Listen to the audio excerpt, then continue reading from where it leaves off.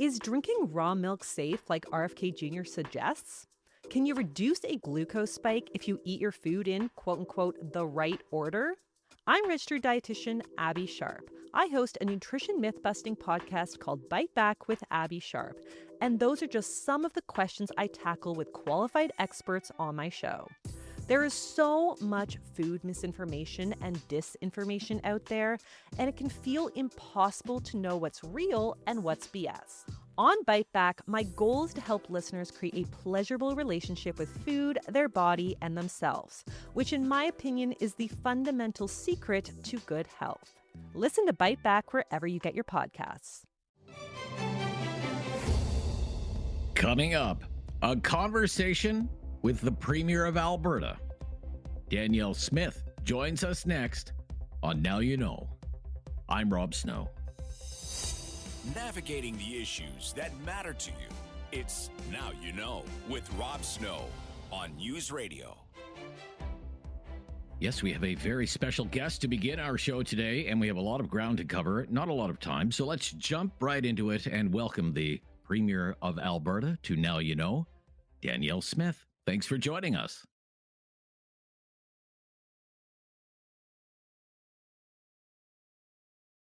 Hello, Hello, Rob. Premier. My pleasure. Yes, there we go. Hi. Yeah, great. Nice to talk with you.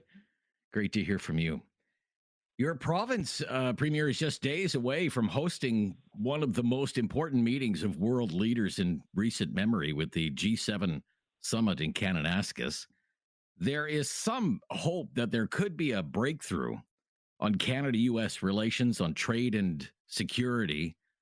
What are you hoping comes out of this summit next week that would be good for Canada?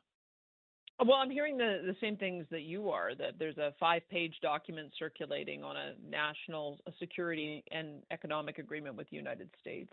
And I think that would be great news for all of us. We know that we've been targeted with specific tariffs around steel and aluminum, cars. And if we could resolve that so we could get back to the kind of relationship we had under the Canada-U.S. Free Trade Agreement, and then also potentially renegotiate that over the course of the next 18 months. That would just secure our relationship with our strongest trading partner. But I wouldn't want to lose the momentum that we now have in the country to start looking for new markets. I think that national conversation that has been spurred by the most recent conflict with the U.S. has been very positive, and I hope that momentum continues. Let's talk a little bit about pipelines. Your position is very clear. You would like to see a pipeline east, west, maybe through the north. Right now, what route would you say is most promising for a new pipeline? I would say all Canadians should want to see pipelines in all directions. When you look at projects of national interest, that there is nothing that comes close to generating the economic value of a new pipeline. The one that I have my eye on that I think would be, which is the greatest shame that it never got built, is a reboot of Northern Gateway 2.0, maybe a different destination point, maybe Port of Prince Rupert off the northwest BC coast. And we'd be looking at a 1 million barrel a day pipeline. And if you look at today's prices, it would be about $20 billion a year in value, year after year after year, that would be generated in GDP. And remember, government's taxed at about 40%. So a portion of that, of course, goes to Alberta, but a large portion of that also goes to Ottawa, which then becomes available for all of the federal priorities. So these kinds of projects in the national interest, really, it's not just an Alberta issue, it's an everybody issue. So I hope that we can get some backing for that. Prime Minister has said that the oil needs to be decarbonized. How do you do that? But the Pathways Project has been talking about this for some time. They're the 6th largest oil sands producers, and they've got a strategy to be carbon neutral by 2050 through a few different means. The first would be a carbon capture, utilization, and storage pipeline. And we already have these kinds of networks. Our pore space is already mapped out in Alberta, and we've got 2 projects at scale that have already safely sequestered 14 megatons of emissions. Saskatchewan has sequestered about 40 megatons. So this is proven technology at scale.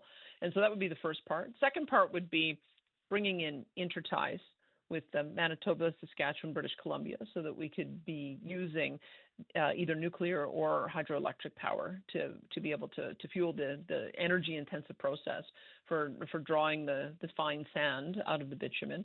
And then the last step is something called direct air capture, and we're pleased that Carbon Engineering has just been has decided to come back to Alberta to start experimenting with how they can take CO2 from the air and turn it into useful products. There's a lot of different opportunities on that potentially, with fuel, with feed, with carbon dioxide. If you can find a good use for the carbon, it actually has a lot of very useful properties. And so that is an area that's being pioneered in Alberta as well. And I think that the industry innovators are able to achieve that. And so if so, you can decarbonize at the front end, then it will be the lowest emission production barrels that goes through the pipeline. And I think that will go to address many of the concerns that we've heard from some of our customers. So in your conversations with the Prime Minister, or based on what you've heard from the new Minister of Energy, do you get the sense that this is an initiative that the federal government is interested in? Carbon capture and storage, the Pathways project, maybe even helping to fund it? Yeah, well, yes. I mean, they had in the previous administration as well. They brought through a carbon capture utilization and storage tax credit that would cover about 50% of the capital cost of these kinds of projects. We have something that matches at a lower rate, at about 12% of the capital cost. And so we've renewed those conversations. I think putting those together, that you get new egress so that you can get more of your product to market, so that you have the money to pay for these kinds of initiatives, because it'll be about a $10 to $20 billion initiative when it's all told, when it's all rolled out.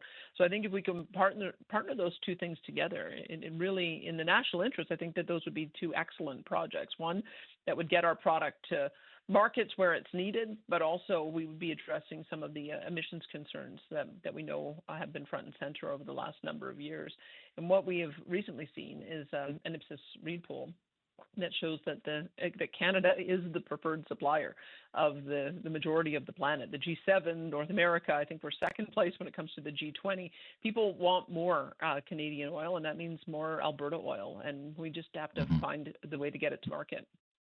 Even in Quebec, Premier, that's the feeling. So, which is interesting, not among some of the leadership in Quebec, but among Quebecers. A story that's not really been told. The Prime Minister has said there's. Sorry, go ahead. Yes. Yeah, I was going to say about Quebec. I mean, I did promise Premier François Legault that I would be advocating for him to develop their own substantial natural gas resources every time I've seen him. They've got a formation there that is could be really lucrative for not only Quebec to be able to provide their own energy security, because right now most of the gas comes from America, but also be able to help our European neighbors who are just desperate to find an alternative to Russian gas. And so I think that Quebec has an opportunity to develop its own pipelines, to develop its own resources, and we would be more than happy to support them in that. So the Prime Minister has said his government will create a new office to examine these projects in the national interest, 2-year time horizon. He has also said, however, that there needs to be provincial and Indigenous buy-in, which some interpret as a veto for provincial or Indigenous leadership. How do you interpret that? I interpret it that we have some diplomacy to do when it comes to especially linear projects. And the two that it can be difficult to do are transmission projects as well as pipeline projects, as we've seen in the past. And the old days of just getting an engineer to put a ruler on a map and draw a line, those days are over. We have to, number one, make sure that we're choosing a route that is sensitive to local environmental issues as well as Indigenous issues. And number two, there absolutely has to be Indigenous ownership. We pioneered an approach going back over 5 years now with the Alberta Indigenous Opportunities Corporation, where we underwrite the purchase of an equity stake in large-scale projects. We've done several pipelines. We've done a natural gas power plant. We've got 43 nations in Alberta that have a stake in some 750 million worth of projects. Over the life, it'll generate $1.2 billion for those nations. And so we've increased our loan guarantee to $3 billion. I'm pleased to see BC has a similar program, as does Saskatchewan, as I think does Ontario, as well as the federal government. And so this, I think, is going to be the starting point of any new linear project. And I think that's a good development. I think being able to share in that resource wealth is important, but also to have the Indigenous perspective as those projects are being developed is vitally important. So I think that if we can address those kinds of issues, then I have no reason to believe that we won't be able to get that social acceptability that Francois Legault and Premier Eby have talked about. Okay. Let's talk about something else that has been making national news. That's Western separation, the prospect of a referendum in your province. We've been talking about this for many weeks with our listeners. What we've heard from our listeners in Alberta will not come as any surprise to you. There are, generally speaking, feelings of neglect, unfairness, resentment, belief among some, not all, but some, that Confederation is not working in an equitable way. Last week, we asked our listeners if there's a cultural aspect to all of this as well. If the culture in Alberta is different than it is in other parts of Canada. In your opinion, Premier, how is Alberta's culture different than other parts of Canada? Is it different at all? What would you say? I think the major difference is, I think generally Albertans look at government as a last resort, not a first resort. It seems we have a federal government that is always looking for ways to expand social programs, social spending, and interfere in provincial jurisdiction. Where we take the view, I think, just culturally, that we want people to have a good paying job. We want our entrepreneurs and wealth creators to be the principal driver of job creation, because we know that when people have good jobs, they can take care of themselves, their families, and their communities. And the government should be there just to catch people when they fall in the social safety net and help them get back to independent living as quickly as possible to the best of their ability. I think that is a big cultural difference that we have in Alberta. I think other provinces sort of lead with what can government do for you. I think that we lead with what can I do for myself and what can I do for my community. And that's at the heart of a lot of the tension we have with the rest of the country. On a strictly provincial matter, teachers in Alberta have overwhelmingly voted in favor of strike action. The union claims that the Alberta education system is under-resourced and overburdened. How confident are you that there will be school in the fall in Alberta as scheduled? We know that we've got to, what I'm finding with teachers is that if you're unhappy with your working conditions, getting a pay increase is not going to solve it. You've got to deal with the unhappiness in the working conditions. And we keep hearing a lot of stories about complexity in the classroom with not enough supports. We've delegated a lot to school boards to manage this on our behalf. And we now have to ask the question of whether they've got the right balance. Are they putting enough resources into education assistance? Are they putting enough resources into making sure that the class sizes are manageable and doing the testing and getting the targeted support? So we want to be able to dig into that a little bit more. We've heard the teachers loud and clear. These are important issues. We've also heard, sadly, too many stories of aggression in the classroom, of teachers being injured or harmed, and that's 100% unacceptable. None of us would accept in a workplace getting beat up in the classroom. And so these kinds of stories are increasingly alarming to me, and we've got to find a different solution for how we're going to be able to deal with those kinds of students who are very high needs in a way that doesn't put our teachers at risk. So we're going to have to start figuring out some answers to that. Okay. Most important question of all, what did you think of that hockey game last night? Oh my gosh, this team is trying to kill me. Wow. I mean, I was at an event last night, and we were down 3-0, and then to just see how close it all came ultimately in the overtime. I was pounded on the desk, and I'm pretty happy to see that result. So 2-2 going into Saturday, and we're hoping we can make not only Alberta proud but Canada proud this time. It should be a rocking Saturday night, hockey night in Canada. My goodness gracious. They don't make it easy on themselves, though, do Do they? It's some of the Oh best my hockey that I've ever seen, though. Really, like we've got. Yeah. I love the new roughing where they try to keep the game going. Although you can't look away very long, otherwise you might miss something. But Yeah. it's sure a high level of hockey. I'm really enjoying it. Yeah, we're all enjoying the ride, and we're all on the bandwagon now, I suppose. Thank you so much, Premier. Great to bet. hear from Thanks, you Bob. today. Yeah, bye-bye. Bye now. That's the Premier of Alberta, Danielle Smith. Critical thinking is not dead. Now you know with Rob Snow. Returns on News Radio. Our next guest is a best-selling author and an award-winning investigative journalist. His last book, 22 Murders, offers readers the definitive chronicle of the mass killings of April of 2020 in Portapique, Nova Scotia. Now he's back with his highly anticipated follow-up, and it's already a #1 bestseller on Amazon. It's called Anatomy of a Cover-Up: The Truth About the RCMP and the Nova Scotia Massacres. And it promises readers an even deeper dive into this case. Paul Palango is back with us. Welcome back. Hey, good to be here, Rob. What happened 5 years ago is mostly faded from the headlines now. The RCMP has had its investigation. The government held a public inquiry. Witnesses were called. Testimony delivered. It took 2 years. It cost millions of dollars. Yet it would seem that was never good enough for you. Why have you spent the last 5 years of your life digging into this case? Yeah. Sometimes I ask myself, but it seems just like yesterday that I began. The reason was that over the years, this is my 5th book on the RCMP, and I had recognized a pattern of behavior in the RCMP that and the government to cover up things that the RCMP does. And in the past, I had only seen it retrospectively. I'd come across it and see some sort of investigation or public inquiry and look back and say, wait, that's not what really happened here.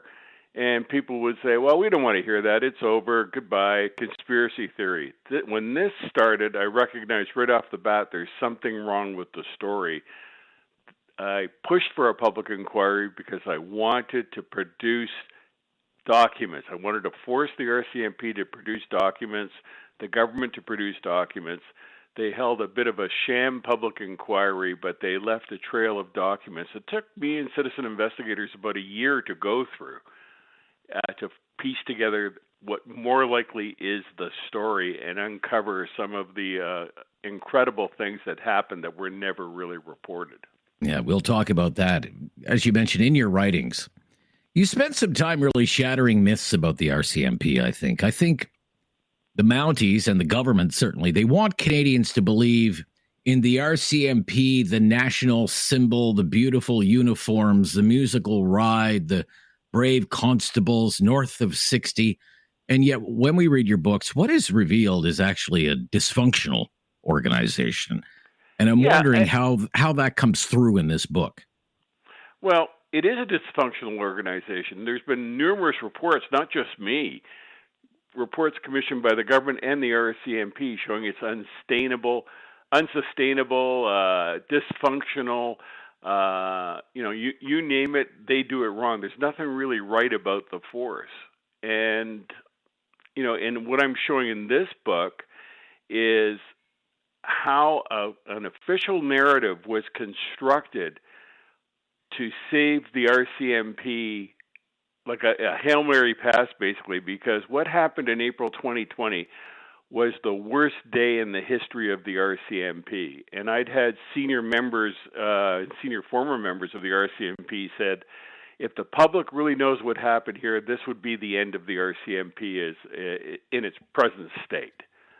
And so the government did everything it could, and the RCMP and the Mass Casualty Commission did everything they could to at least try to save the RCMP. And then I found things in the report that basically say this force needs to be taken apart. Let's talk a little bit about that official narrative and what new revelations are contained in this follow-up work of yours. You've always described this, Paul, as 2 mass murders.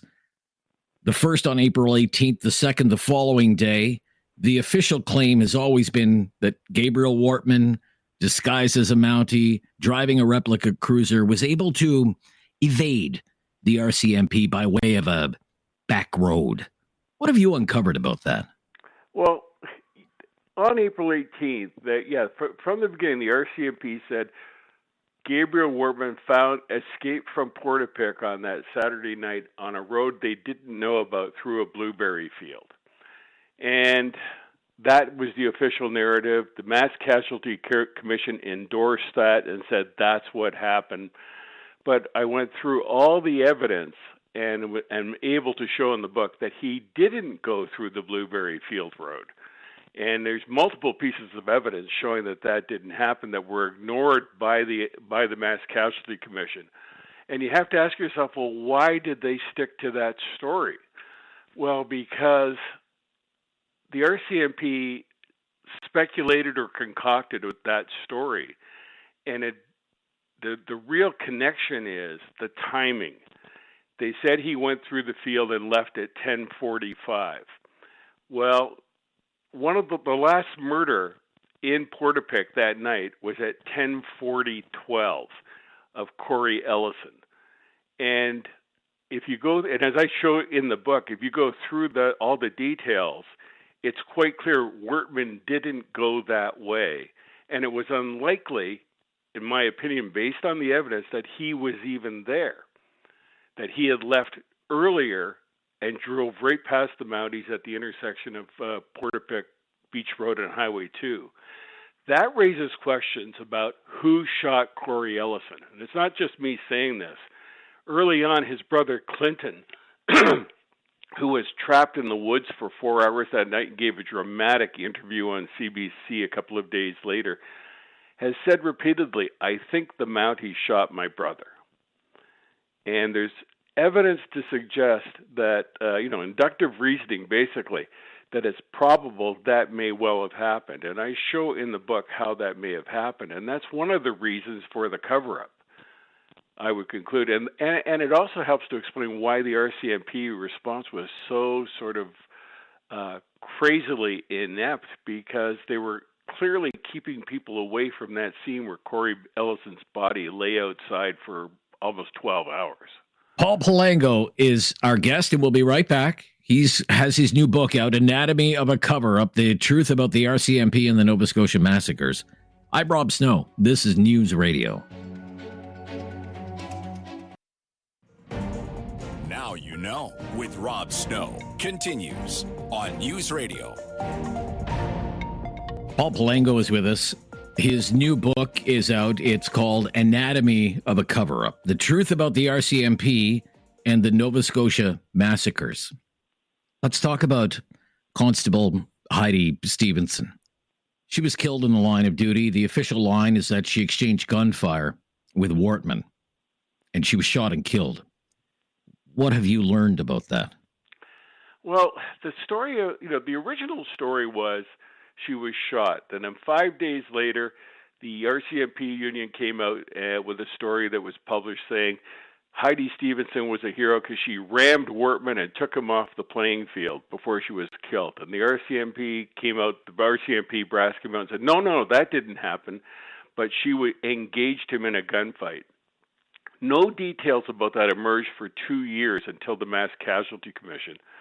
And at that time, it was posited that Heidi Stevenson had fired 14 shots at Wortman, 12 outside the car and 2 from inside. And as I show in the book, there were 27 witnesses around that traffic circle. No one saw this gunfight. No one saw Stevenson get out of the car. And then I showed witnesses who were right there. But I had written the story in my book, Rob, where I'd done the chapter, and I concluded that it's highly unlikely that Heidi Stevenson fired a shot, that this was a mythical story.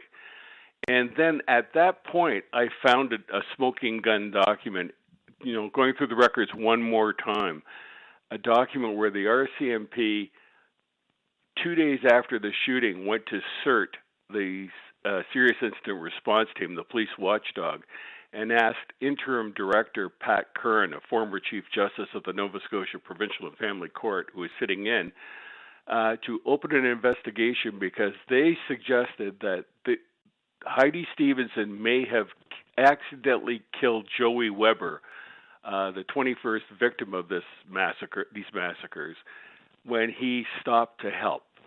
And they needed an investigation. And in this incredibly shirty response to the RCMP, Curran says, "You already told me in your initial investigation on Sunday that she was executed. Now you want me to do a story saying she was in a gunfight." He says, "I'm not doing that." It was quite clear he knew what was going on, that the RCMP was manufacturing a story. And why were they doing that? Well, Stevenson, if you go through her record, shouldn't have been there. 19 people were already murdered. She went there alone, and she was unprepared. She was tactically unsound. She had failed carbine testing. All of these things. In fact, she was kicked out of the class. She was, more a school liaison officer and press officer that she'd been in the past than a patrol police officer, and she was not prepared. So the RCMP, instead of admitting that, tried to make her a hero, which the media bought. And the story is, in my opinion, totally bogus. You've taken a lot of heat over the years because you have challenged the premise that Lisa Banfield, Gabriel Wortman's common-law partner, was an abused spouse. She was certainly treated as such by the public inquiry and in almost all of the media reporting. Why do you continue to dispute that? I just don't. I find her story incredible. If you remember, Lisa Banfield, said she was in a domestic violence. They had a fight, and then she ran hardly clothed at all, no shoes, no socks. Said she hid in the woods for about 10 hours.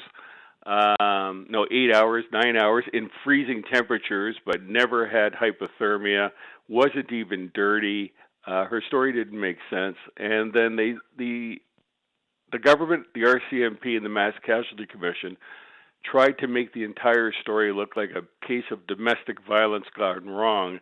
And Lisa Banfield was the poor waif who was paid $15,000 a year by Wortman, was a work and sex slave and things like that. And I show conclusively in the book that there's a whole other story about Lisa Banfield and her relationship with Wortman, her finances. For example, she made $15,000 a year, but was driving a Mercedes that she was paying off. And at one point, if you go through the financial records that were totally ignored by the media, she was spending over the 19 months prior to the massacres, was spending about $5,200 a month on her visas alone. Serious issues and discrepancies in her testimony, but at the Mass Casualty Commission, no one was allowed to ask her any questions or cross-examine her. Author and investigative journalist Paul Palango is our guest on his new book, Anatomy of a Cover-Up. I'm Rob Snow. This is News Radio.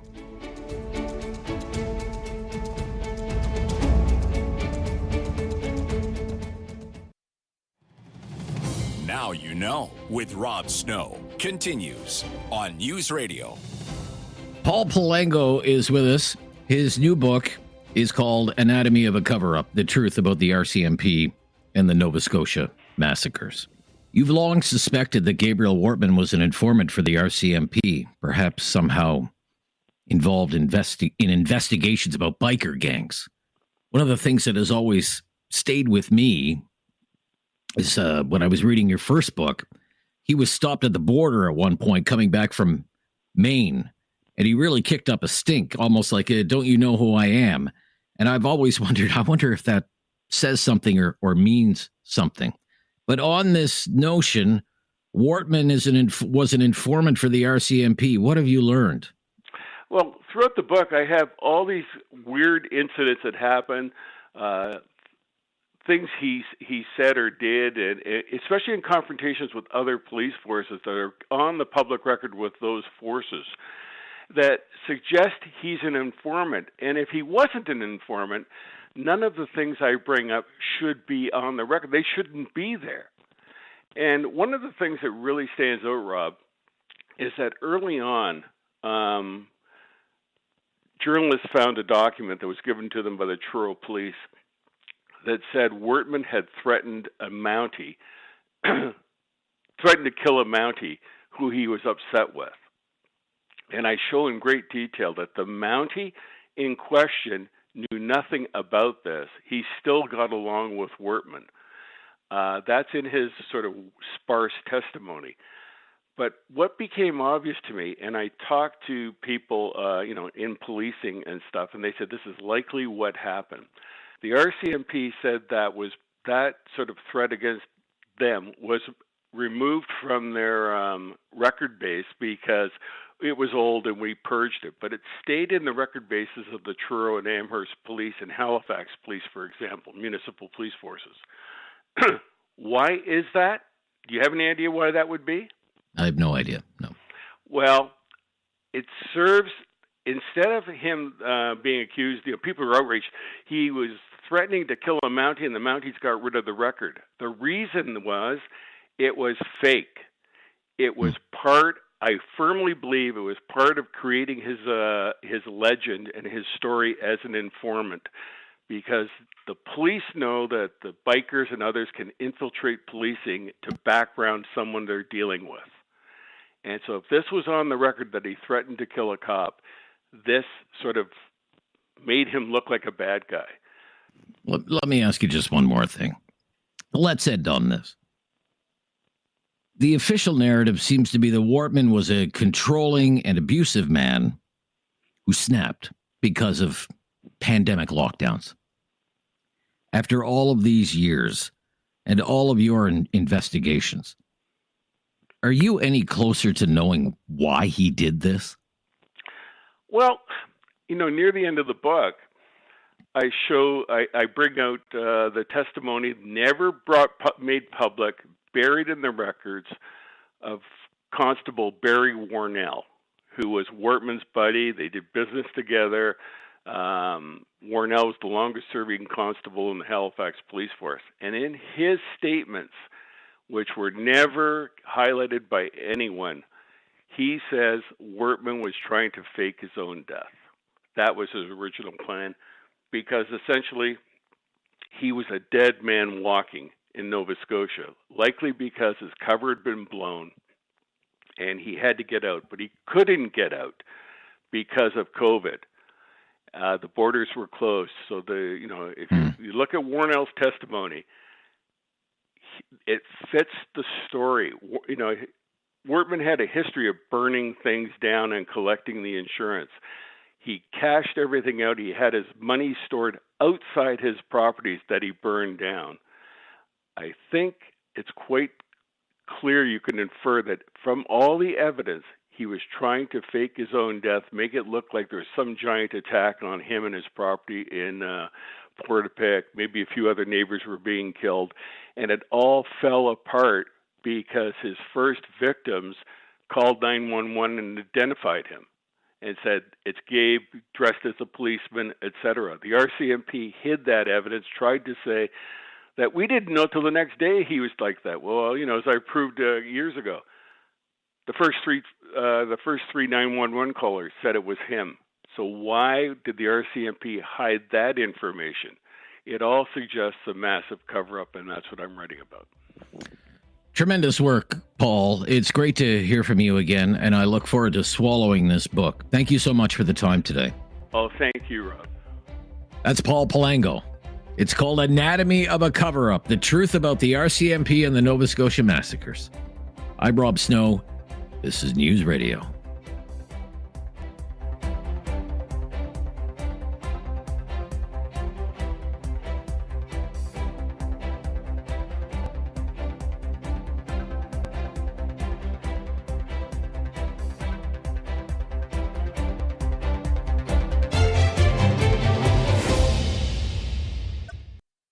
It's time to talk back. On Now You Know with Rob Snow. Call now. And have your say. 1-833-668-2577. Welcome to Talk Back. 2 hours of debate and discussion on the big issues of the day. And today it's the Friday Free for All, our favorite day of the week around here. Because we don't come up with the topics on Fridays. We've been doing that all week long. So today, it's your turn. What's on your mind? What do you want to talk about? 1-833-668-2577, 1-833-668-2577. If you want to talk about something that's been in the news, there's always news. There's certainly no shortage of news today. If you want to talk about something that you think should be in the news, you just feel free to raise it here, whatever it happens to be. We are good to go, and we are ready to roll. Again, 1-833-668-2577. And if you've never called before, just mention that to us, and we'll make your call a priority. We love hearing from first-time callers, and Friday's the perfect day to do it. We have some conversation starters ready to go. Every single phone line available right now, though. We always start with things that are in the news, things that might generate some discussion. I mean, the biggest news story in the world is Israel attacking Iran. I don't know where you even begin with this, but I would say that the world just got a whole lot more complicated. There seemed to be indications that something was up. I think one of the big clues was U.S. officials telling family members of military staff and diplomatic staff in that region to leave that part of the world. I saw that a couple of days ago, and it was kind of a signal, well, gee, what does that mean? Maybe something's in the works. I did not, however, expect to be watching the kind of news that I was watching last night, however. I mean, this is kind of uncharted territory, isn't it? Israel has long battled with many of Iran's proxies in that region, Hezbollah, Hamas, the Houthis in Yemen, but this is taking things to another level here with a preemptive attack on Iran, and what would appear to be a well-coordinated and devastating attack by most accounts. Based on what I've been reading over the last couple of days, this is not what Donald Trump wanted, because his administration is engaged in negotiations with Iran about its nuclear enrichment program. Iran has now called off those talks for obvious reasons, but Benjamin Netanyahu, Prime Minister of Israel, went ahead and ordered this mission to go ahead anyway. And we are learning now that the Americans were in the loop, that they were given a heads up, that they knew what was going to happen. They knew when it was going to happen. I guess the big question is, what's next?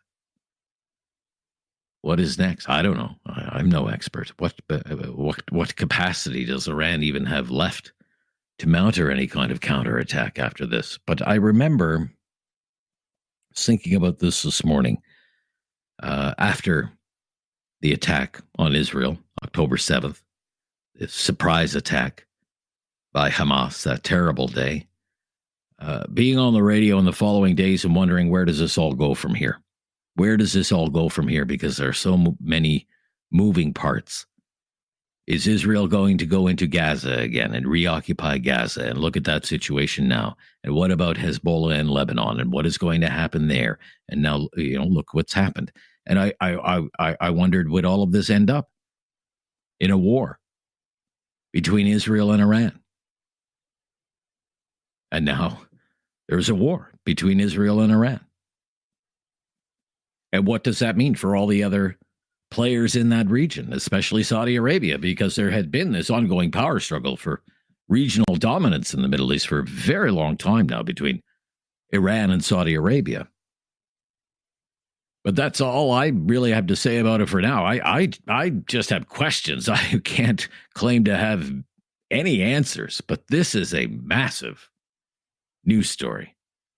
I mean, this may be the most consequential news story involving Iran since 1979 and the revolution. I mean, where does this go? Is it the end of the Ayatollah? Is the Shah coming back? I don't know. Massive news story today. If you have any thoughts on it, 1-833-668-2577, 1-833-668-2577. Danielle Smith. We interviewed Danielle Smith today about an hour ago.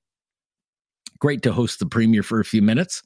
If you managed to catch that, I'd be curious if you have any reaction to it at all. Just let us know. I mean, there are some big days ahead for our friends in Alberta with the G7. The summit in Kananaskis starting on Sunday, wraps up on Tuesday. I mean, this is a big deal. This is a very big deal. Trump is coming to Canada, or so he says. Trump is coming to Canada.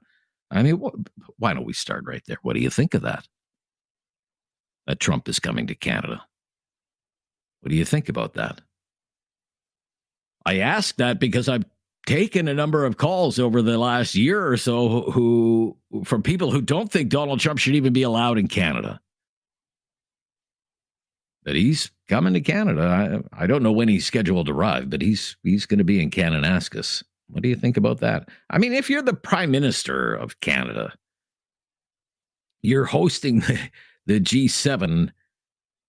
I mean, can you really tell the President of the United States he's not allowed to enter the country? Can you imagine the reaction that would get? Modi is coming too. The Prime Minister of India, Narendra Modi. That was a big news story about a week ago. Lots of controversy around that invitation. When word hit that Modi was invited to Canada by Mark Carney, Six, of course, not too happy about that. But he'll be there. Any thoughts on that? And for people, I mean, in that part of the country, between Calgary and Kananaskis, what's going on? What are you seeing in advance of all of this? Imagine what goes into putting on an event like this. What have you been seeing? What have you been told? I've heard there's a lot of, helicopters and aircraft flying around. We're kind of used to this in the Ottawa area because world leaders come to Ottawa all the time. There's actually a special unit of the Ottawa Police Service that works with the RCMP to figure out all the details and the security arrangements and what routes will be traveled and when and what roads will be closed and all of this stuff. I mean, we saw that just a few weeks ago when King Charles and the Queen were in Ottawa for the speech from the throne. Make it a little difficult to get around, I'll tell you, especially downtown. What about Calgary to Kananaskis? What are you seeing? What have you been told to expect? Because these things are a magnet for protests, these global summits. And they were a magnet for protests long before Trump came along. And now Trump is just the added bonus. And you have all of this stuff that's been happening in California. I'll be curious to see if anything comes of it. But why don't we start there? Those are two just conversation starters. It's the Friday free-for-all, so we're wide open line, open topic. There was a very interesting article in The Economist yesterday. It's raising some eyebrows that has to do with negotiations that are happening between Prime Minister Mark Carney and Donald Trump about trade and security. I have the article here. Listen to this. The headline is Carney's colossal Canada-U.S. pact. It would give America a first right of refusal on Canadian minerals. Okay, you hear that? It would give America a first right of refusal on Canadian minerals. This is what the article, when you actually read the article, this is what it says about it. This is very interesting and very important. I'm quoting here from this account in The Economist about the state of negotiations happening between Canada and the United States. Listen to this, quote, before going to Washington, Mr. Carney asked officials to list the Canadian products that Mr. Trump needs the most. Rare earth elements and critical minerals top the bill. A continental agreement would free the United States from its reliance on China for the extraction and refining of these resources. They are vital to the production of magnets that go into engines, resonators, and navigation systems for everything from missiles to fighter jets. The F-35 Lightning II alone, the multi-role fighter most NATO countries have ordered, requires over 400 kilograms of rare earth elements, high-tech equipment of all kinds from batteries to semiconductors, requires rare earth and critical minerals whose supply is often dominated by countries that Mr. Trump dislikes trading with. It goes on. Tariffs were meant to force manufacturers to set up shop in the United States, but they are also stunting investment in the mining of these critical elements in Canada. So Canadian negotiators are using the national security imperative to get them lifted. Flavio Volpe, head of Canada's Association of Auto Parts Manufacturers, notes that the White House wants to repatriate manufacturing, but they don't get to repatriate resources. People briefed on, this is the killer line here. People briefed on the negotiations say the United States would be guaranteed first right of refusal on Canadian resources. That is quite a prize at a time when countries around the world are scrambling to line up their supplies, end quote. Let me tell you, if that is true, that is quite a scoop from The Economist. Giving the United States of America first right of refusal on Canadian resources is what it says, with an eye on critical minerals. What do you make of that? What do you make of that? 1-833-668-2577. 1-833-668-2577. Cheryl is up first today on the Friday Free-for-All Talkback Hour. Hi there, Rob. Cheryl. How are you? I'm good. You're in Halifax today?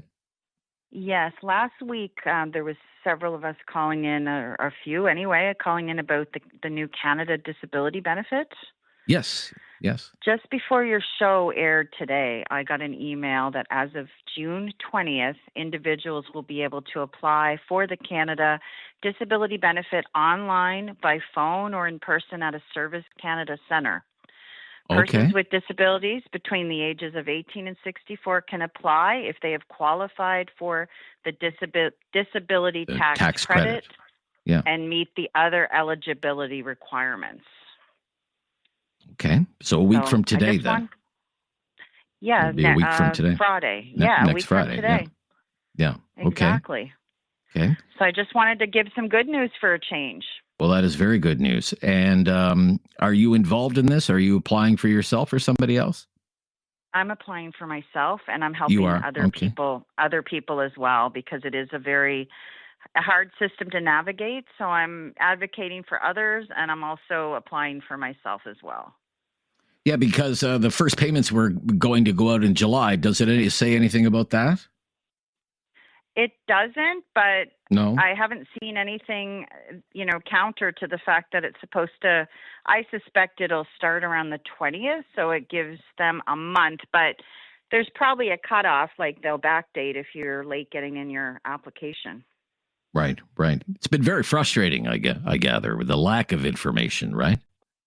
Well, if you like watching paint dry for 10 years, it's a fun process. If it's lime green paint, a little bit, better than beige, but it's just a painful process. Okay.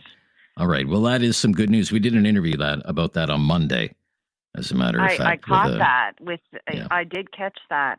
Yeah, Jeff Ferguson. From Inclusion Canada. He was just as baffled as I think most of us were as to when is the ball going to get rolling. So it's starting to roll slowly as of next Friday. Next Friday. Great news. Glad to hear it. All right. Thank you so much. It's much needed, that supplement. Thank you. Cheryl in Halifax. See how easy that was? 1-833-668-2577. Friday Free-for-All Talkback. A little slow right now. William in Calgary is on the Friday Free-for-All Talkback. Hi there, William. Hi, how you doing? I'm good, William. What's up? I just wanted to comment on the critical minerals that just came to light. Thanks for bringing that to the air, because I don't think a lot of people in Canada knew about this material these resources that we have, and how desperately the United States wants them. Okay. So if we hold the cards on the critical minerals, why is the U.S. charging tariffs on all of our goods? What our government should actually do is pull all the minerals off the table. USA can't have any of this material until they lift all the tariffs. Okay. This report suggests Mark Carney is going to offer the United States first right of refusal. What do you think about that? Meaning the United States gets first dibs as a buyer before we would be able to sell it to any other country. What do you think about that? That's a moronic move. Really? Okay. Yeah. You think it reduces our it reduces our leverage? Well, if somebody else wants to pay us double what the USA will pay us, we're just screwing ourselves. Well, usually under first right of refusal, the United States wouldn't be obligated to buy this stuff. It would get first crack, and it would be then allowed to match any competing offer from another country. So they, say some other country, I don't know, Japan wanted to buy this, these minerals, and Japan made an offer, then the United States would be allowed to match that offer. Well, is that how the contract's going to be set up? Well, that's usually what it means in legal terms by first right of refusal. Yeah. Well, it depends on the definitions in the contract of what the first Right. right of refusal actually means. That'll be defined in the contract, because it has that's kind of an ambiguous statement. It can mean multiple things, in my opinion. Okay. Well, there is no agreement yet, but this is The Economist. Okay. This is a pretty reputable news outlet that is reporting this. It seems like a kind of a big deal to me. If this is actually what's on offer in order to get those tariffs lifted. Oh, if that's what they're doing to get the tariffs lifted? Yes. Okay, well, I didn't have all the information. I still think that we should hold back on the minerals, pull them off the table until they lift the tariffs, period. Okay. Yeah. Okay. This is part of the negotiation. You lift the tariffs, we'll give you first right of refusal on all the, nickel, lithium, cobalt, all of this stuff, right? I don't know if I'd marry myself to the United States for first right of refusal. Being married to the United States has proven to be a bad relationship for Canada, and Trump has bent us over the barrel every chance he's gotten. Yeah. And would he honor any kind of agreement? Well, that's the other thing. Look how many agreements he's thrown in the garbage. Right. He just tears them up and does whatever he wants. So any negotiations or contracts or agreements with that man are subject to his discretion at that moment and point in time. Yeah, a good point. Thank you, William. Yeah, I'm glad you picked up on that. I thought that is probably a pretty big story. The United States, according to The Economist, Mark Carney offering the United States first right of refusal on Canada's supply of critical elements. Think nickel, lithium, cobalt, graphite, copper, zinc, platinum. A lot of stuff in that country, in our country, some of the largest deposits in the world. And this report suggests our prime minister has offered Donald Trump first right of refusal to become a secure supplier of this to the United States in exchange for tariff relief, and making progress on a trade deal. This is News Radio. Have something on your mind you want everyone to know? Call now. Hello. 1-833-668-2577. It's Talk Back on Now You Know with Rob Snow. It's open line, open topic today. It's the Friday free for all talk back. Brian is in Halifax. Hello, Brian. Hello. Hello, Brian. How are you? Hi. Can you hear me? Hi, Brian. I hear you just fine, Brian. What's on your mind? Well, I have two people, a middle-aged couple, professional couple. They bought a farmhouse in Yarmouth County from BC, sight unseen because of the pandemic, and they moved into it over 2 years ago. They've been with me for a year and a half now. I took them in because they were homeless, living in a tent here. Oh my gosh! The RCMP showed up. Well, they had trouble with the municipal government there in Yarmouth, and over property taxes, and they disputed that, and they wanted to send a registered letter to the post office that the government there never got, so the post office didn't deliver it. This is what they told me. But they're the best. They're the best people I've ever had live with me. They're great, you know. But what happened to them? It's on video. Yarmouth County RCMP Yarmouth. There's where the police cars show up at the farmhouse. That's the video, and there's a commentator at the end of it that I just found out the other day, and they're trying to explain the situation. But they showed up with rifles, and they told them to leave. They disputed it, so they were arrested, held for a brief period, then released, and told not to go back to the house. They couldn't go back to get anything out of the house. Everything was left there, including all the government documents, money, property. It's all stuck in the house. It's probably not there now. It'd be 2 years ago, July 4th, when they're kicked out, and they're living with me for a year and a half. But if you want to watch the video, it's make up your own mind about what happened. I wonder if Paul Palanco would be interested in something like this because it concerns the RCMP. Well, I don't know. I have no idea. Paul Palanco listens to this show. Maybe he's listening right now. He can draw his own conclusions, I suppose. But this was a dispute over property taxes, unpaid property taxes, you were saying. Yeah, well there was... So they were, owner, what, evicted from the property? I think they would have if they'd given enough time, but... Well, they were harassed. There was somebody with hunter's garb showed up, and with veiled threats. That was videotaped as well. And then the police showed up, and with the sheriff was there, and there was a judge's order. They never met the judge. They never had a hearing. They never had a chance to defend themselves through the courts. Okay.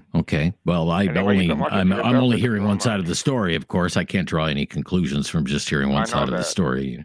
So. But it's on video. Right. Yeah, but you're saying they're good people. Maybe yeah. Mr. Falango yeah. too. Okay. Well, hopefully there'll be a resolution to it, sir. Thank you so much for your call, Brian. Okay. Bye-bye. Robert up next in Calgary. Hello, Robert. Yes, I just wanted to make a comment. Sure. When America is trying to push around everybody, they have a small leverage over Canada because we are, a big trading partner with them. But sure. On a global scale, America is only 2.5% of the world's population. If I was a manufacturer supplying goods that would be sold all over the world, I wouldn't give a damn about what Donald Trump wants to do about it if you're catering to 2.5% of the population. Just doesn't make sense to me. Okay, but it's the largest economy in the world, right? And the largest consumer economy in the world. I'm not sure it is. It's Pretty the sure largest it is, economy, but a lot of that is military-industrial complex that has nothing to do with personal consumption. And if you're the largest personal consumer, how do you become the largest personal consumption in the world when you've got 2.5% of the population? You've got China that has about 25% of the world's population. India probably has, I'm guessing, 15%. Right. These are upcoming things. And if you're catering to a global market, start putting your factories into the United States, then having to pay the cost of shipping across those oceans to these other markets, it doesn't make any sense to me. Well, I mean, you have to think, you have to think about in terms of GDP per capita, if you would like to, right? The GDP per capita, the purchasing power that, say, an American would have, as opposed to a citizen in China, as opposed to a citizen in India, for example. Yeah, right. If you to understand a little bit better, that say why America is such a dynamic consumer economy. Well, the GDP per capita in the United States almost $90,000. In China, it's not even $14,000, and in India, it's not even $3,000. But is that $90,000 including only personal consumption, or is it? No, that's GDP per capita. That's GDP per capita. GDP per capita, sir. Yeah, but that just takes the entire country's GDP and divided by the people. Yes. Large portions of that are not a result of what the people are doing. Okay. If you're building bombs, well, that's right. Yeah, that's a big expense and a big contributor to your total GDP, but it has nothing to do with personal consumption. Okay, but what if you're selling refrigerators? Refrigerators, I think, are in use all over the world. Right. Where do but if you wanted to, rather than okay, 2.5%. Okay. So what is your point, sir? The United States economy is. I think the Americans are flexing muscle they don't actually have. Oh, really? Okay. I think that's they're big, but they're a small percentage of the world. Okay, but again, I would just come back to it. The world's most important economy, sir. The world's most dynamic economy. The economy all the other countries of the world want to sell into the United States. China's really close and is expected to exceed it, although they're having their own problems right now. Yes, they are. Okay. Well, it's out there for debate if people want to get into it and continue the discussion. I thank you very much for your call today. We're wide open, willing to follow your lead today. You start a conversation with us here on Talkback on News Radio. I'm Rob Snow. Keith in Nova Scotia is up next. Hi there, Keith. Hi there, Rob. How are you today? I'm just fine, Keith. What's on your mind? Oh, I just wanted to make a couple of comments about the visit coming from Trump. Yes, by all means. Yeah, just me personally, I wouldn't allow him in the country. And that's just my opinion because Fair enough. what he does when he goes and visits places and what he says. Okay. I think that Prime Minister Carney doesn't really have much of a choice to not let him come here because of who he is and what the United States is, our biggest trading partner. Plus, they're our defender, if you know what I mean. We rely on the United States de facto. Yeah. Okay. Yeah. Right. Yeah. Right. And I'm just concerned that with him coming here, when it's his turn to get up to the podium and make his speech or address, I hope that he doesn't have any underlying comments to stir up the people who may be Trump supporters here, because there are Trump supporters in our country. Oh, sure. Yeah. Yeah. And that's kind of one of the things that he's very good at doing in a subtle way. He makes comments that he just kind of puts something out there. You know how he does that. He's very good at putting little hints out there. Okay. But he just does enough, not to go beyond, but he just does enough to make people think. So I hope that doesn't happen. But I'm not going to say it's not going to happen. So I don't know what other reasons that Prime Minister Carney would want him here, other than he can't really turn down Trump. Well, yeah. I mean, what can you do? You say, no, you can't cross into the Canadian border. No, we're not going to let Air Force One land wherever it plans to land. I don't know how that would go over, really. And it's a critical time in the relationship. Of course, we're trying to strike a deal, trying to get these tariffs lifted off of Canadian industry. We have people losing jobs because of these tariffs already in steel mills and auto plants in Ontario, right? So exactly. And Trump knows that. Yeah. So he kind of holds the cards, as they like to say. He knows that Prime Minister Carney is going to treat him, with whatever he has to do. I don't know how he actually feels about Donald Trump. I'm not inside of his head. But I'd like to end my comment just by saying I hope that tomorrow it really rains really hard, where they're going to have his parade. Oh, yes. My wife was mentioning that today. He's having this parade tomorrow, yeah. So maybe somebody more powerful than Trump might have something to say about that parade. Okay, Keith, thank you for your call. Keith's not happy that Trump's coming to Canada. Linda is up next, calling from Alberta. Hello there, Linda. Hi, Linda. Hi. Yeah, go ahead, Linda. What's on your mind today? Yeah. Well, I was just you were talking about the minerals that Kanye is saying U.S. has first refusal. Provincially. Okay, Linda, you hang on. We're having a bit of a problem with your phone connection. You don't have to hang up. We'll wait a minute or so, but we will take Joe's call in Halifax right now. Joe. Hi, Joe. Hi, Rob. Hey, Joe. I'm calling to maybe in response to the gentleman that I think Jim called and couldn't seem to quite understand the individual's disposable income and how they spend it. And he talked about the small percentage of the world's population that America represents. But what he fails to see, is, I think you tried to point out to him, is that many of the individuals living in the world don't have the disposable income that Americans have. Mm-hmm. And that's sort of the crux of what he doesn't get. And I think most people do. And Trump, unfortunately, is a reality we have to deal with. You're familiar with, I know you are, the old expression that you keep your family and friends close, but you keep your enemies closer. Yes, yeah. You get it. And I think Carney gets it. Right.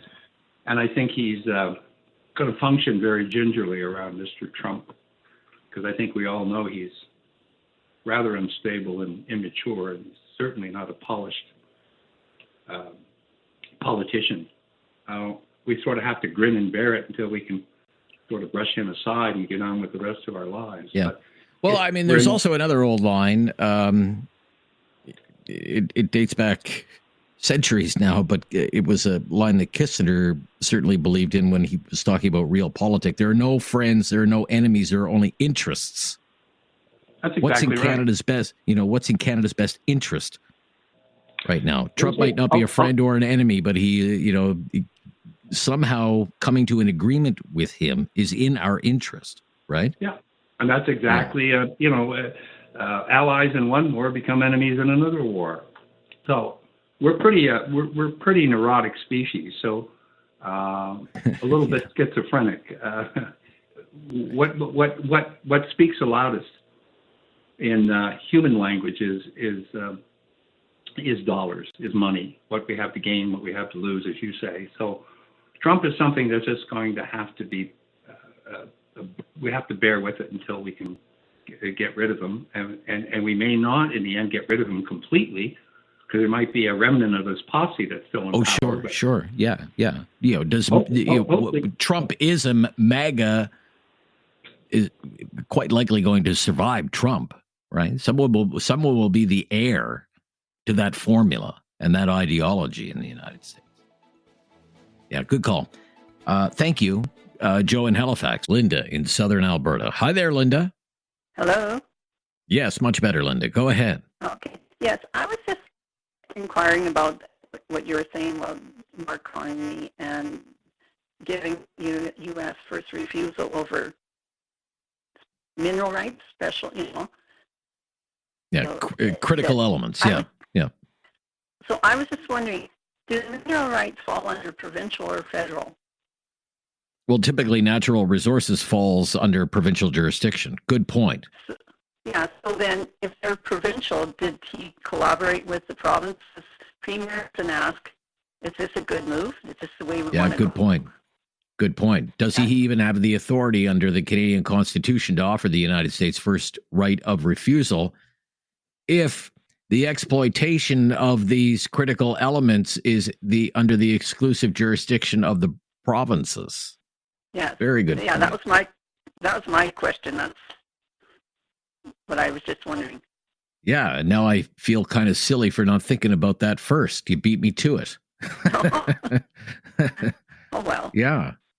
And I interviewed Danielle Smith about 2 hours ago. I could have asked her about that if it had popped into my head. Because I know how much she's promoting oil and gas and everything, but that's to me that's provincial, so it's not the other provincial as well. So. Yeah. Okay. Very good. Yeah. You've really, you've really hit a nail on the head there. That's a really good point by you. Does he even have the authority to say, you can't sell it to anybody else until you try and sell it to the United States first, or offer to sell it to the United States first, whatever it happens to be.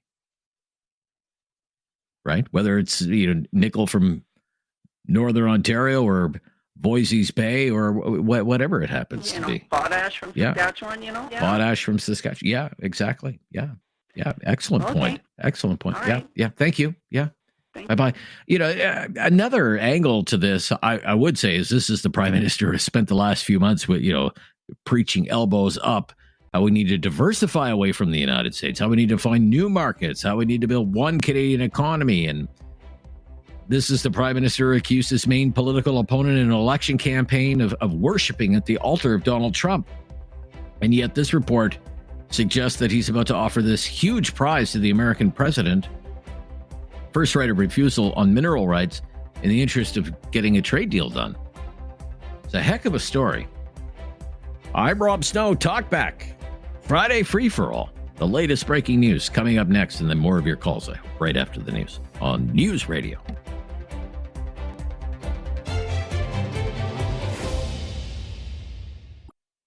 It's time to talk back. On Now You Know with Rob Snow. Call now. And have your say. 1-833-668-2577. Welcome to hour number 2 of Talkback. It is our Friday free-for-all. So we don't come up with topics. We follow your lead. You pick a topic, and we'll give it an airing and see how the conversation goes. 1-833-668-2577. We have 2 lines available for you. Let's go to Halifax, Nova Scotia. Roy, you're on the air. Roy, hi there. Hello. Yeah, hi, Roy. What's on your mind? Just thinking back to some of the issues on critical minerals and stuff like that. If it's in the ground in Ontario, or if it's in the ground in Quebec or Alberta or wherever, it belongs to the province. My understanding, I could be wrong, and maybe somebody will enlighten me. My understanding is that because Newfoundland, my hometown, has a lot of oil resources, but because it's not within the 12-mile limit, or it's not because it's on the provincial soil of Newfoundland, it's actually Canada's and not Newfoundland's. So we're not gaining much from that. Is that correct? Well, they sorted that out through what was known. Now, I would have to go back and do some reading on this, but there was an agreement. There was agreement between Newfoundland and Labrador and the rest of the Atlantic province called the Atlantic Accords, right, between the federal government and the Atlantic provinces. And it was all about that. Okay, you have this vast potential of the offshore oil and gas industry, but natural resources are supposed to belong to the provinces. Well, what does that mean if they're in Canadian waters, right? So they struck an agreement called the Atlantic Accords for revenue sharing. They're revenue sharing accords. Right, understood. But Alberta is getting rich of oil and exploration, and Newfoundland is still starving to death. I mean, it don't make any sense. Well, I would suggest to you Newfoundland would be a lot worse off than it is now if it wasn't for the offshore. It has created a lot of opportunity, right? It's created some opportunities for portions of the island, but it hasn't created any opportunities for the majority of the island. But that being said, my question, I guess, is why does it have to be under your soil to be yours? But if it's under the water 100 kilometers out, it's no longer yours. Right. And again, the Atlantic Accords were meant to address that. Whether they have, to you, that sounds debatable, but that was the agreement. And the premiers of the day signed on to it, the Atlantic Accords. Yeah, for sure. But anyways, okay. Luckily, right. we sent everybody to Fort Mac. Well, there is that job creation program called Northern Alberta as well. Right? Absolutely. Yeah. Okay. Now that's my point. Thank you for your time. No, very good. Yep. Thank you very much, sir. All right. 1-833-668-2577. 1-833-668-2577. We have a couple of lines available there. Friday free for all talkback. It can go off in all directions and span the country. Vern in Calgary is up next. Hello, Vern. Hey, How Vern. are you? Good. Hey, a topic about this critical minerals that are going to the States, and maybe the government's going to put a cease on that. Well, how are these companies who supply it are going to be compensated by the government? Okay, I'm not following you. This is what it says in the news story. Okay? Because of the tariffs, okay? It says tariffs were meant to force manufacturers to set up shop in the United States, but they're also stunting investment in the mining of these critical elements in Canada. So Canadian negotiators are using the national security imperative to get them lifted. People briefed on the negotiations say the United States would be guaranteed first right of refusal on Canadian resources. quite a prize at a time when countries around the world are scrambling to line up their supplies. That's what it says in the news story. Exactly. Yes. You know, we got China. I do business in China and Beijing, Tangshan, and India. Two of the biggest economies in the world, even though Yes. they're very low. American has pumped it up, but so what? We should be dealing with them, India and China, and all those countries that really need it. You know, we should be. This is Okay. Canada. Yes. Yes. I don't understand why we're not doing that. And Okay. the government, they think that they could just cut off supply as a leverage. I don't think so. Like Well, said, I think how do you compensate I these companies? look, my reading of it is they view this as I guess an offer to the United States. You really need this stuff. Do you really want to rely on China for a lot of, especially the rare earth elements? Yeah. But China has really cornered the market on that. Do you really want to rely on them, or would you rather rely on your neighbor right next door? We have lots of this stuff. We'll even give you first right of refusal if you lift the tariffs. That's my reading of it. Well, why did I don't really understand why Trump did this in the first place. I really don't. Right. I mean, we're a best ally. Well, We're America So first, sir. Anyways, America I'm first is why. international trade, and you know, I don't understand. Yeah. Yeah. I'm not saying I agree with it, but I think he's made it pretty clear why he thinks it's a good idea. He believes other countries are taking advantage of the United States, have stolen jobs and manufacturing from the United States. And he hopes that tariffs will help reshore American manufacturing back to the United States and put more Americans back to work. That's his rationale for doing it. Whether it actually turns out to be true, I guess we'll have to wait and see. I don't think it's going to happen. Right. No. But I think to a caller's, Linda's call before the news was very interesting. I mean, in the Constitution, it's pretty clear that natural resources are in the domain of the provinces, in the jurisdiction of the provinces. You're in Calgary. You would know this better than anyone. Does Mr. Carney even have the ability to offer this? Yeah. First right of refusal to the United States So is the on president any gonna natural come resource. to Kananaskis, do you think? Sorry? Do you think? The Is he coming to president of the United Kananaskis? States is going to? Yeah, he's coming to Kananaskis. Yeah. Is he going to be there? He's going to be there. And Yeah. Carney invited him. Carney invited him. Sure. How do you have a G7 meeting and not have the president of the United States? Well, it's going to be interesting. Sure will. You're going to have the best of the best there. That'll be on Sunday. It starts on Sunday. Yeah. Well, I'm next door. I'm sitting in Calgary, just waiting for this to happen. I should Yeah, go well, to the it's- airport and watch all the aircraft come in. Well, I'm not sure. I mean, I've heard that Air Force One might not come. It may land at an air base in Montana, and they'll put him in a helicopter and bring him to Kananaskis. Oh, That's I what I've see heard. that. Yeah. Yeah. That's totally possible. Probably go to Helena, the capital. Right. Okay. Okay. Anything so else? anyway, Thanks. Thank you, sir. Yeah. Okay. Every line is available once more. As we start hour number 2, I'm Rob Snow. It's Talk Back. This is News Radio.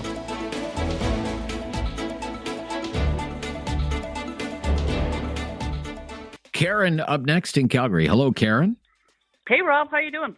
I'm good, Karen. What's up? Hey, I was just going to tell you, in Calgary, you know, all the airport, there's like no parking around there. They've got everything secured. So people I'm not wanting to surprised do by that. looky-loos at the airport, there's tons of places where you can't even park. Right. They've been right. practicing for weeks and weeks and weeks, driving all around in convoys, practicing in downtown Calgary for like a month. Yes. For this Yes, I've G7. heard that. So it's pretty Yeah. pretty intense. But I wanted to mention too with the barriers. Do you think the reason that Mark Carney wants to make the interprovincial barriers disappear is so that we're all one happy team Canada and they can just take the resources after that happens without who owns it now? When there's no barriers, there's no line, there's no.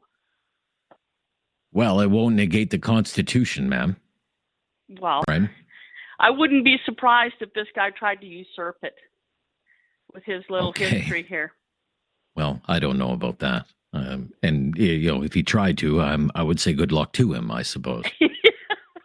Right. Exactly. If he really did, if he really did want Alberta to separate, that would be a good way to go about it. Yeah, that's for sure. Right. So I just wondered about this. Has anybody been talking about this Gary, the new Minister of Safety?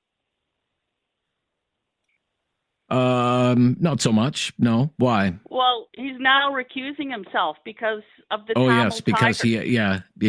because he's originally from Sri Lanka, right? Yeah. Yeah, and how does he get a position like that when he immediately has to recuse himself? Yeah, it's a strange one. Yeah, it's my mind's blown on that one, Rob. I have to tell you. Yeah, I agree. You do wonder what's going on there. They're not being really upfront about it. No. Other than to say it was out of an abundance of caution, but you are talking about two terrorist entities. I mean, declared terrorist organizations by the Canadian government. I know, isn't that scary? Yeah. Yeah. Anything else, Karen? No, that's it for the weekend. Okay. All right. What are you expecting? Are you expecting trouble in Calgary? Do you think it's going to be wild and crazy or what? I don't know. They've got places all over, like you can designated protest zones and no-go zones and lookout zone. Right. Okay. Yeah. Should be something. What do you think about? Some people were saying, Trump shouldn't be allowed in Canada. Look at the guy's a convicted felon. He shouldn't be allowed in Canada. You don't care? I think Donald Trump's the best thing that ever happened to Canada because now we start to give it a crap. Oh, yeah, because now everybody's waking up going, hey, wait a minute. We could be taken over. Well, of course we can.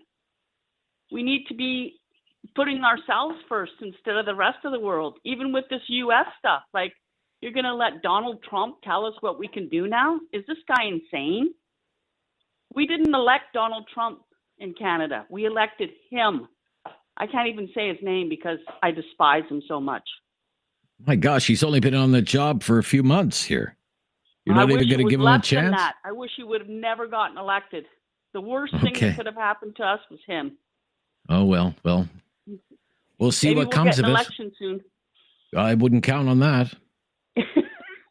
Okay, I can hope, can't I, Rob? You can hope. You can pray.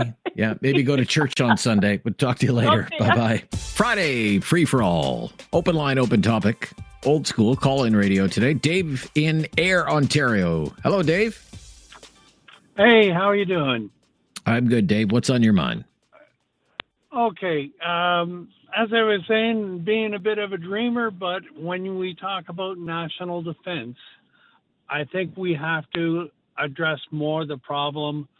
Our problem in Canada right now is air quality, forest fires, not the defense of another country or anything like this. I think we'll have to look at ourselves.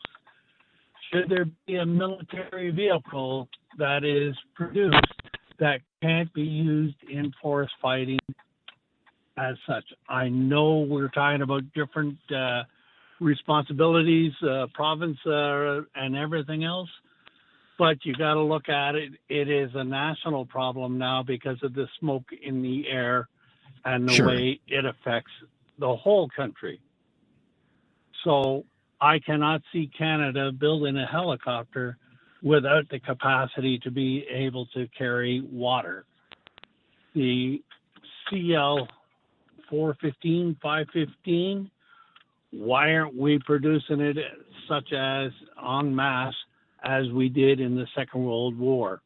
Ramp up the stuff. There's a market for those aircrafts and start producing, because the provinces need more than 2 each of those aircrafts.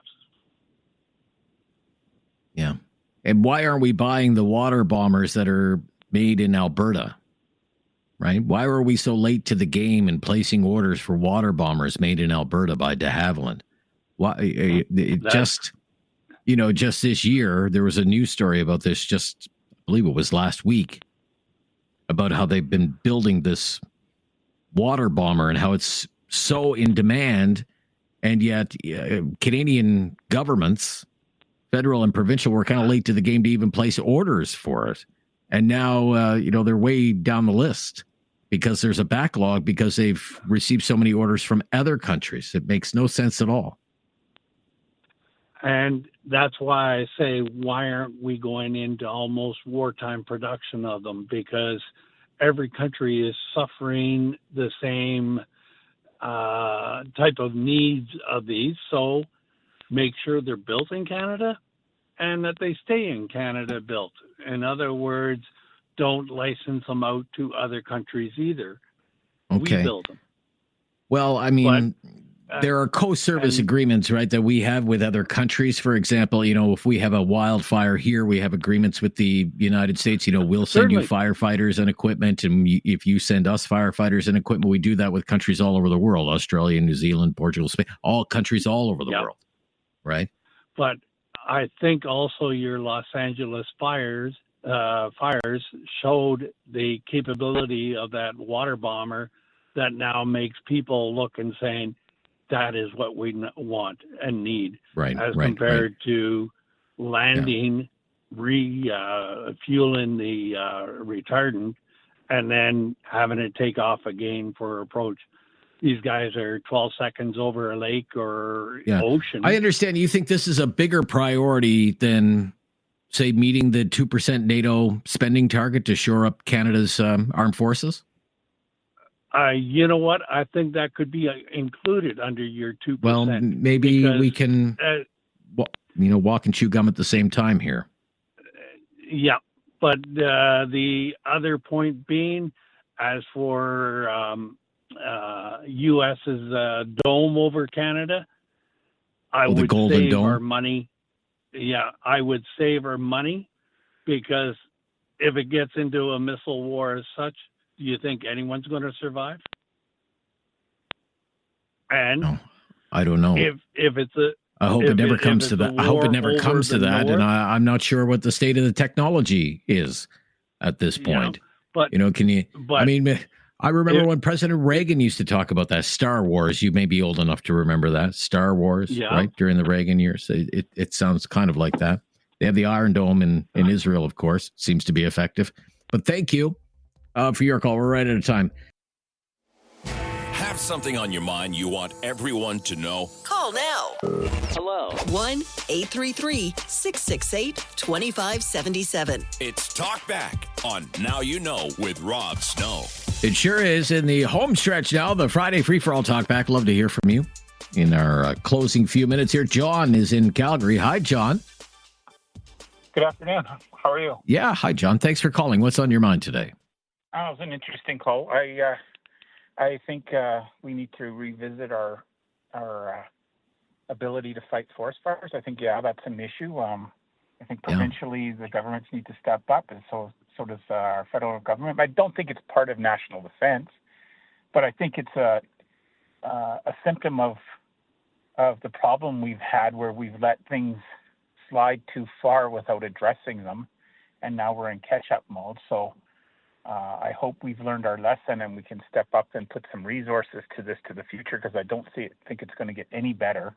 It's just going to get worse. Living in Calgary, we see the smoke all the time, and thankfully we're not impacted by the fires themselves, other than the smoke. But I know the rest of the provinces, western provinces, are. So I hope we spend some money, get that addressed. I don't think it's part of national defense. Right. You know what I've been thinking? Can I run something by you here? Sure. Back in 2023, with really bad wildfire season, 2023, Canada borrowed firefighters and equipment from all over the world. And more than 7,000 people, firefighters, came to Canada from other countries. I mean, as far as away as South Korea and South Africa. They also have these sharing of resource agreements that is all done through this kind of central brokerage. Nova Scotia will ask New Brunswick if you have spare resources or firefighters. Same in Atlantic Canada, Newfoundland, PEI, whatever. If fire breaks out in Manitoba or Saskatchewan, they're bringing firefighters in from Atlantic Canada. Why do we do it this way? Why do we do it this way? Why don't we have, this is an idea that I've had. You can tell me if I'm crazy.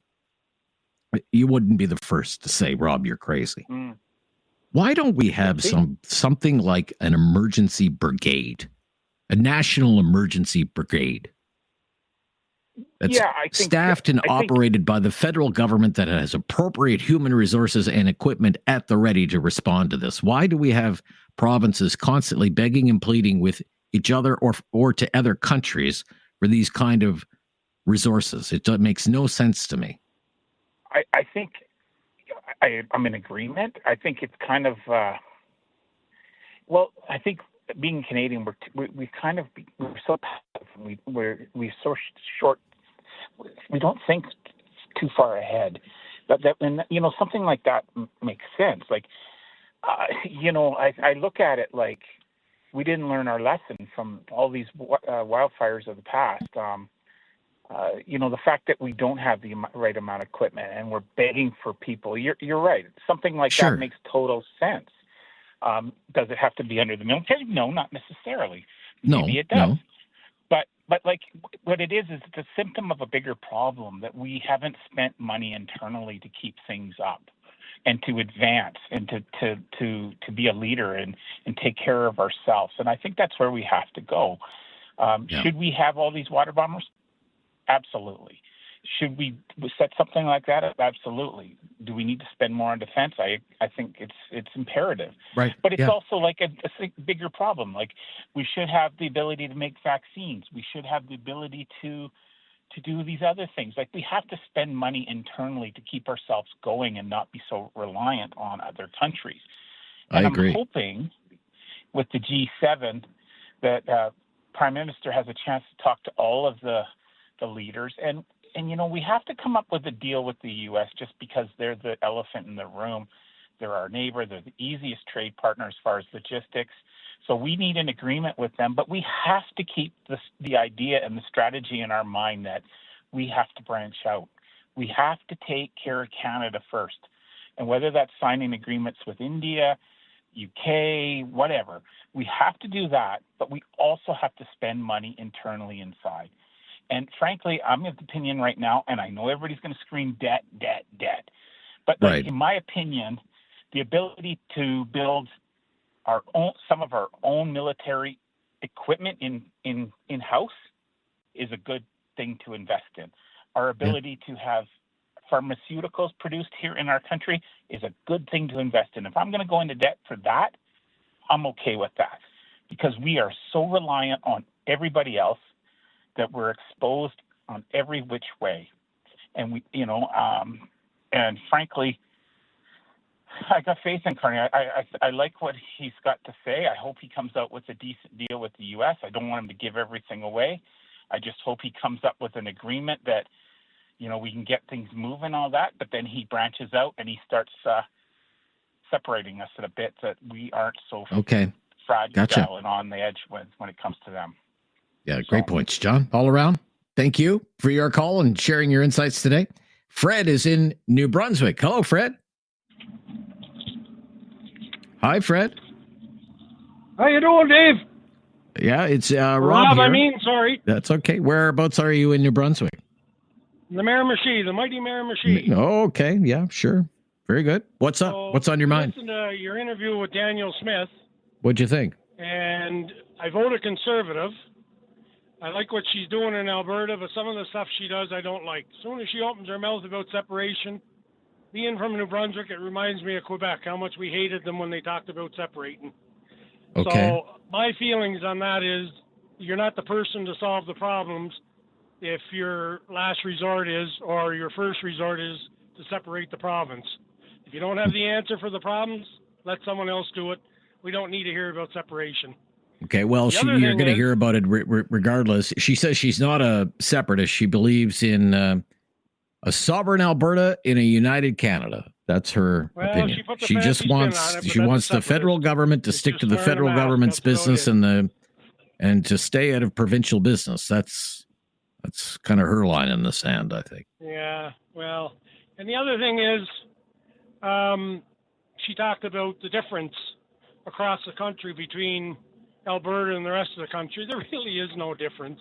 You got farmers out here, you got ranchers, you've got farmers in Ontario, you got fishermen and farmers in the East Coast, you got drug addicts, you got bums, you got people that wake up with dreams of going to work and doing good. Not everybody has oil and gas. I've been out in Alberta 23 years working from the Miramichi, but here working. And I'll tell you right now, I think there's been 3 or 4 recessions and depressions since I've been here. And I've seen them begging to the government for money. I've seen them, years ago they got transfer payments, if you look back in history. So, not everybody, when things are good here, pretty far they back. don't want nothing to do with the federal government. But when things are bad, they put their hand out like everybody else. Alberta's awesome. Alberta put a roof over my head and my kids and a lot of other people. We can always go back to New Brunswick like we do. She's doing a good job, but stay away from that separation talk and stop talking as if they're, the elite of the country. I've seen the ups and downs here. I've seen the ups and downs when you've got one resource, and that's oil and gas.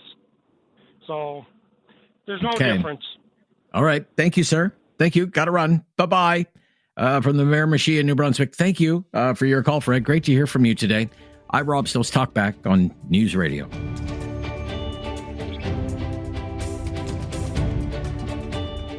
Lots of time to fit you in here on the Friday Free for All Talk Back Hour of 1-833-668-2577. Dan Veer up next. Hi, Dan Veer. Hey, Rob. Hey. How's it going? Hey, actually, the topic that last few callers were talking about, the forest fires. About your point about the national forces. So I think it would be very beneficial if they do that. And actually, if it is actually a division of the Army, that way that money can be shown as spent in the Army, right? And then they can be fighting floods or whatnot, right? So that would be much more beneficial, I guess. But on the forest fire, the reason, I think one of the reasons is when the plantation gets too close or something. When the forest fires, they go really bad. So we do lots of deforestation for the lumber industry. So why not have them cut trees to reduce the density rather than cutting them like hundreds of miles just straight out? I know that would be more economical, but whatever the rise in cost is, maybe the government should give them tax breaks. Well, I mean, I don't know. My understanding is in the forestry industry, for every tree they're cutting down, they're planting a new one, right? Yeah, but it's treated as a crop, right? Reducing the density would be like if there's a bunch of 10 trees, they cut out 4 trees out of them so that the distance between the trees increases. Okay. Oh, all right. Okay. So the forest fires won't go that bad, right? Even if they start, they'll be under control very soon. That's yeah, I'm not sure what difference that would make. I'll take your word for it. No, you can probably invite them next question, right? That would certainly make them. That would increase the cost for lumber industry, though. That can be compensated by the government. It would still be cheaper than fighting these fires.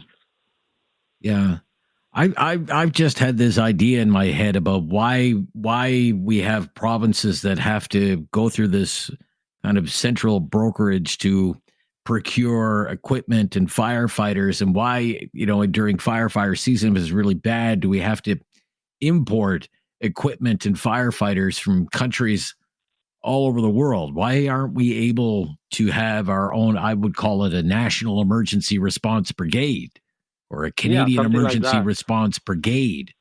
And I'm not even talking just about fires. I mean, Canada gets it all. And we've seen the military deployed to deal with any number of natural disasters, whether it's fires or floods or tornadoes, even earthquakes and landslides and blizzards, because it's Canada. I mean, we get it all, so. Yeah, I totally agree. And if they have a specialized field of army doing that, it'll be even more helpful, right? Yeah, because the default position, and we're seeing this with what's going on in Manitoba and Saskatchewan, the default position always seems to be, well, let's call on the army. But the armed forces they're stretched enough as it is. Yeah. But this is kind of the state of things right now. No, it is. There must be a better way to do it, I think. I mean, we had this interprovincial brokerage service, basically, that tallies up all the assets in a province, and then it brokers deals among the provinces. We're importing firefighters from other countries. Same with water bombers. Hey, when you're done with the water bombers over there, can you send some this way? And I just keep thinking to myself, there must be a better way to do this. Yes. Just an idea. Yeah, no, just an idea. It is actually nothing more than that. Maybe I'll pitch that to Mark Carney and I can run it. Okay. Thank you, Danveer. Talk to you later. Bye-bye. 7. It's Talk Back on Now You Know with Rob Snow. Yep. Winding things down for another week of Talk Back. Thanks for all your calls all week. Really appreciate it. Let's go to Mike up next. Hi, Mike. Rob, how you doing? I'm great, Mike. What's on your mind? Well, I've been listening to your show, and I thought it's time to put my 2 cents worth in there. Bring it. Right off, I classify myself as a Canadian. I was born in Edmonton. Okay. Actually lived in 4 other different provinces in Alberta, or in Canada. Okay. I traveled to 5 other provinces of Canada, and now I've lived in Alberta for over 40 years. And for all the people I've ever met in my travels, they've all wanted basically the same thing. And that's life with a happy family, with happy kids, good jobs, good retire, and live peacefully. Sounds perfect. Now, I don't think that's too much to ask for. No, shouldn't be. But here in Alberta, things have changed. It seems we're catering to a minority of people who seem to yell the loudest and get whatever they want. And that's led to ridiculous talks of separatism, which shouldn't even be out there because with the treaties and everything else, that's just a non-issue. It's a call to hate. And unfortunately, we see the result of what's going on in the States, and the same thing is happening here. Look at the measles. Who ever thought, oh my goodness, there's over 750, 800 now?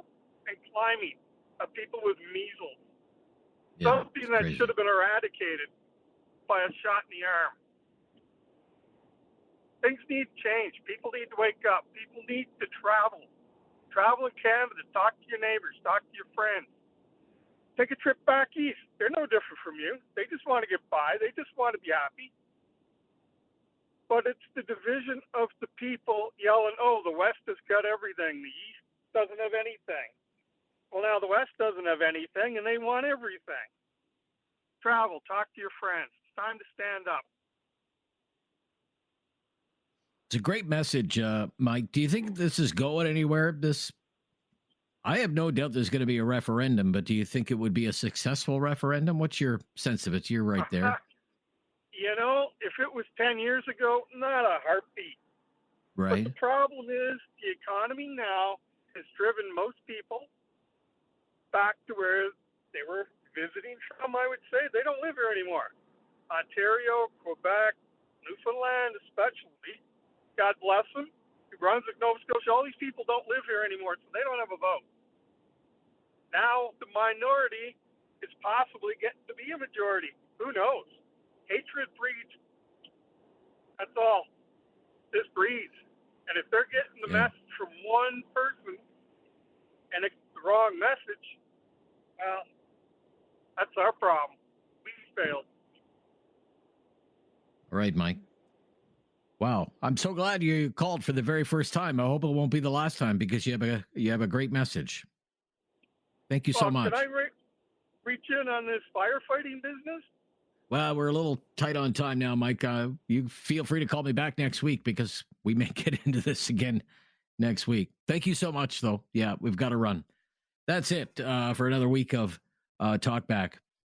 Coming up is the latest breaking news, and there are major developments happening in the war in the Middle East now. I think it's fair to call it that, between Israel and Iran, with the preemptive attack launched yesterday by Israel, and now massive retaliation underway by Iran with air raid sirens over Tel Aviv. We'll bring you the very latest details in our newscast coming right up.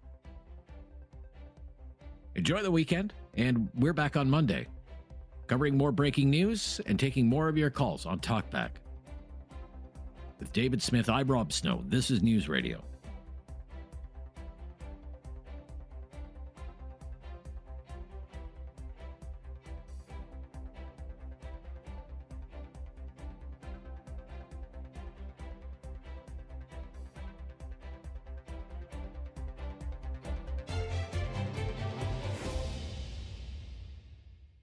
Widening things down for another week of Talkback. Thanks for all your calls all week. Really appreciate it. Let's go to Mike up next.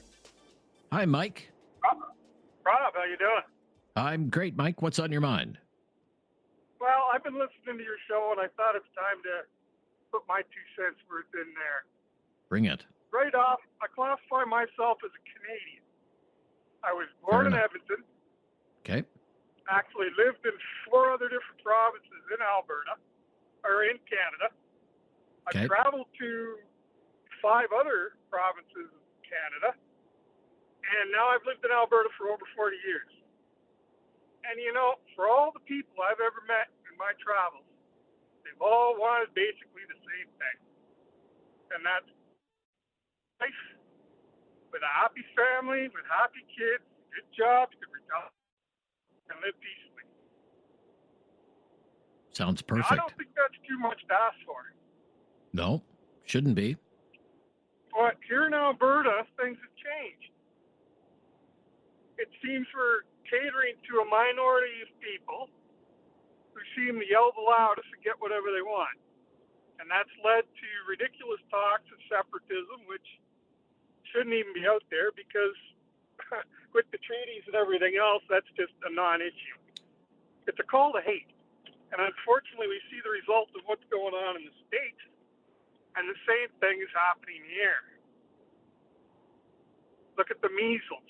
Whoever thought, like, oh my goodness, there's over 750, what is it, 800 now? And climbing of people with measles. Yeah, something that should have been eradicated by a shot in the arm. Things need to change. People need to wake up. People need to travel. Travel in Canada. Talk to your neighbors. Talk to your friends. Take a trip back east. They're no different from you. They just want to get by. They just want to be happy. But it's the division of the people yelling, oh, the West has got everything. The East doesn't have anything. Well, now the West doesn't have anything, and they want everything. Travel. Talk to your friends. It's time to stand up. It's a great message, Mike. Do you think this is going anywhere? I have no doubt there's going to be a referendum, but do you think it would be a successful referendum? What's your sense of it? You're right there. You know, if it was 10 years ago, not a heartbeat. Right. But the problem is the economy now has driven most people back to where they were visiting from, I would say. They don't live here anymore. Ontario, Quebec, Newfoundland especially, God bless them. New Brunswick, Nova Scotia, all these people don't live here anymore, so they don't have a vote. Now the minority is possibly getting to be a majority. Who knows? Hatred breeds. That's all. This breeds. And if they're getting the message from one person and it's the wrong message, well, that's our problem. We failed. All right, Mike. Wow. I'm so glad you called for the very first time. I hope it won't be the last time because you have a great message. Thank you so much. Can I reach in on this firefighting business? Well, we're a little tight on time now, Mike. You feel free to call me back next week because we may get into this again next week. Thank you so much, though. Yeah, we've got to run. That's it for another week of Talkback.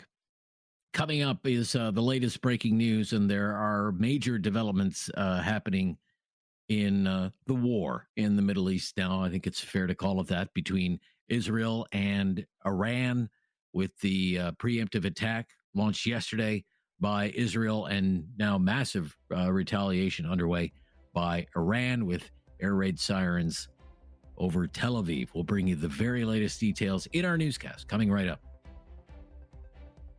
Enjoy the weekend, and we're back on Monday, covering more breaking news and taking more of your calls on Talkback. With David Smith, I'm Rob Snow. This is News Radio.